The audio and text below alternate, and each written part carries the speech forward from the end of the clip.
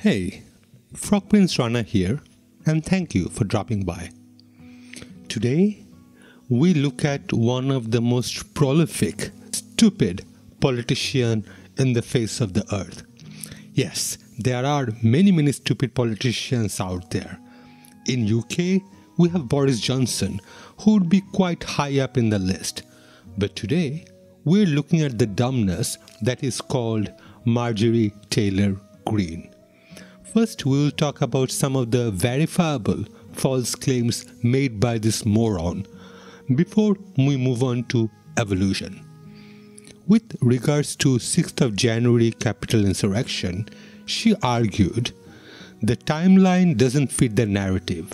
Trump's supporters could not have listened to President Trump's speech at the White House and then been incited by him to walk to and attack the Capitol. She also added that all of the people who died as a result of the insurrection were white. So, I'm not sure where your white supremacy BS is coming from. Greene also promoted baseless conspiracy theories that widespread voter fraud helped put Joe Biden in the White House, often on Twitter. Just to clarify, there is no evidence of mass voter fraud, as Republican election officials around the country and Trump-appointed former Attorney General William Barr have acknowledged. Rather, there have been isolated instances of alleged frauds by lone voters far too minor to have affected the outcome. Greene repeatedly called the presidential election stolen. She repeatedly referred to some of President-elect Joe Biden's electoral votes as fraudulent, and she explicitly claimed that Biden lost the election and Trump won. She criticized Gabriel Sterling, a senior official in the office of Georgia's top election officials, with the tweet, "You ran a November 3rd election that was stolen because you idiots at the SOS mailed out millions of absentee ballots to anyone and everyone while GA was an open state." Then there was the tweet, 202,377 more votes cast than voters voting in Pennsylvania. This is called election fraud. Regarding the violence in 2020, Greene tweeted, "Zero Democrats have condemned the political violence of BLM/Antifa terrorists that lasted the entirety of 2020. Instead, each of them fanned the flames of hate."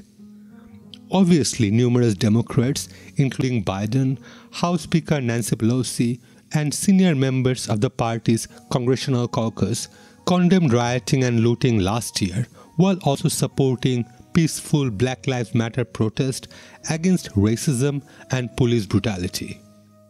There are way too many Greene views to cover. We have the QAnon conspiracy theory, which holds that Donald Trump is secretly fighting a worldwide child slavery ring that was supposed to culminate in the mass arrest of his political opposition, is worth listening to. Muslims don't belong in government. 9/11 was an inside job. Shootings at Parkland, Sandy Hook, and Las Vegas were staged. Zionist supremacists are secretly masterminding Muslim immigration to Europe in a scheme to outbreed white people. Leading Democratic officials should be executed. Friends, I've got a question for you. How do you get avid gun owners and people that support the Second Amendment to give up their guns and go along with anti-gun legislation? How do you do that? Maybe you accomplish that by performing a mass shooting into a crowd that is very likely to be conservative, very likely to vote Republican, very likely to be Trump supporters, very likely to be pro-Second Amendment, and very likely to own guns. You make them scared, you make them victims, and you change their mindset, and then possibly you can pass anti-gun legislation. Is that what happened in Las Vegas? Is that why the country music festival was targeted? Because those would be the people, would be the ones that we would relate to? Are they trying to terrorize our mindset and change our minds on the Second Amendment? Is that what's going on here? I have a lot of questions about that. I don't believe Stephen Paddock was a lone wolf. I don't believe that he pulled this off all by himself, and I know most of you don't either. So I am really wondering if there's a bigger motive there, and does it have to do with the Second Amendment? Because what's the best way to control the people? You have to take away their guns. So that's just my question today. This is Marjorie Greene with American Truth Seekers. And obviously the batshit crazy, now deleted Facebook post where she suggested that wildfires in California were not natural. Forests don't just catch fire, you know. Rather, the blazes had been started by PG&E in conjunction with the Rothschild using a space laser in order to clear room for a high-speed rail project. This sorry excuse of a human being, who also happens to be a Georgia lawmaker, has faced intense bipartisan criticism for her past comments, claimed in a speech on the House floor that she does not believe in a number of the conspiracies she had peddled before taking office, but she offered no specific apology in her latest remarks and spent a significant chunk of her speech decrying the mainstream media and cancel culture. Here is her latest escapade on Steve Bannon's show. In case somehow they come up with this, you don't buy the logic of that. Is that what you're saying? No, I don't buy it because I don't believe in evolution. I don't believe in that type of so-called science. I don't believe in evolution. I believe in God. And there's these viruses were not making people sick until they created them and made them into weaponize these viruses to be able to attach to our cells and make us sick. This has caused so many people to die all over the world. This is a bioweapon. You can call it, people can call it whatever they can for research and to create, vaccinations, but there's no need for a vaccine if the virus doesn't make the human population sick to begin with. First question, why don't stupid people realize how stupid they are? Second question, why don't stupid people keep their gobs shut instead of letting us all know how stupid they are? Finally, why do ignorant dumbass keep voting other dumbasses? Yes, I realize the irony as we as a country voted to leave EU. Mind it, these are just rhetorical questions. There is one thing that I'm seriously confused about. Being an atheist, I don't believe in God, but my understanding from religious people is God is the creator and the giver of all life. So, is that not a non sequitur? If one believes in God, then does it not mean that the Almighty also had created the virus in some 4D chess play? So, by saying one believes in God and man creating the virus, aren't those two statements mutually exclusive? Now, about evolution and so-called science. To be perfectly honest, it doesn't matter if you or me do not buy or believe in evolution. It simply does not change the fact. If I refuse to believe in gravity, does not mean that all of a sudden, magically, gravity does not exist. And theory of evolution does not mean it is not a scientific fact. It is an incontrovertible fact that organisms have changed or evolved during the history of life on Earth. Now, a stupid moron not understanding science doesn't change any of the underlying fact. The problem here is, if a non-politician makes a moronic statement like that, we can all laugh and move on.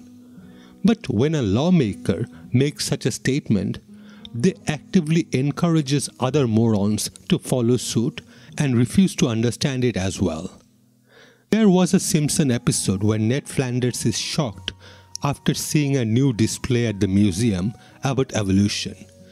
Together with Reverend Lovejoy, he spreads the religious belief of creationism in Springfield, and at a later town meeting, teaching evolution is made illegal.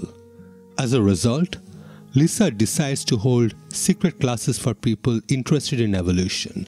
However, she is quickly arrested and a trial against her is initiated.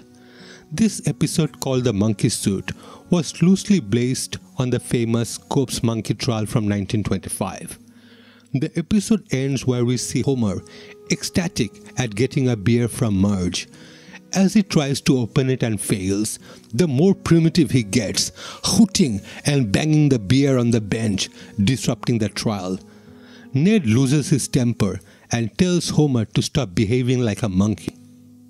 Clarice Drummond, an ACLU lawyer representing Lisa, then asks Ned to compare the picture of the missing link and Homer shaking the beer over his head, and asks if he truly believes Homer cannot be related to apes. On the flip side, if there is ever any evidence of evolution to be not correct, Marjorie Taylor Greene would be the evidence. Life, as we know, it has evolved over millions and millions of years, from a single-cell organism to a being capable enough to send spaceship outside our planet. Even with all this going on, we still have Marjorie Taylor Greene. So maybe something did go wrong somewhere along the line. Georgia, Georgia, the whole day through, just an old sweet song keeps Georgia on my mind. Oh, Georgia. No matter what the movie Ray shows us, I know that you never banned Ray Charles from performing. That's 1 point for you. But can you please also pull your head out of your ass and nominate someone with an IQ of at least 10? Or is it a Republic thing? Before finishing, we will look at another dumbass. Here is a small clip from Texas Republican Congressman Louie Gohmert. Rednecks, am I right? Be careful of face palming though. From what's been testified to the Forest Service and the BLM, you want very much to work on the issue of climate change. I was informed by the immediate past director of NASA that they have found that the moon's orbit is changing slightly, and so is the Earth's orbit around the sun. We know there's been significant solar flare activity. And so is there anything that the National Forest Service or BLM can do to change the course of the moon's orbit or the Earth's orbit around the sun?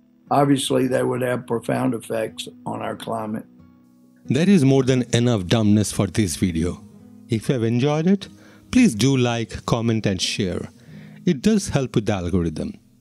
If you want to be super awesome, please consider subscribing to keep up with my new contents. Thank you so much for watching. Wherever you are, have a safe day. Signing off.